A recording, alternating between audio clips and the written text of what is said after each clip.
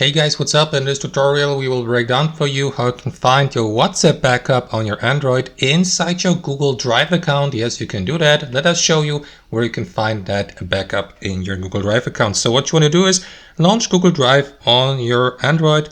And basically guys, what you will need to do first is make sure that you're logged in with the associated Google account. So if you're not sure, simply tap on the profile icon in the top right corner and check with which Google Drive you're currently logged in to save the backup on your device. So what you want to do next, guys, here on your home screen on Google Drive is simply tap on these three horizontal lines in the top left corner, and from that menu below simply select backups, and after that you will be redirected to that menu here. So here you will see, for example, your device's backup and its expiration date. So you may, for example, refresh it here by tapping on the three dots, and below you will see all other backups. Here you may access through Google Drive, including your WhatsApp backup with the associated phone number. So let me blur that because I don't want you to see my phone number. So that's basically your WhatsApp backup, and you can find it on Google Drive.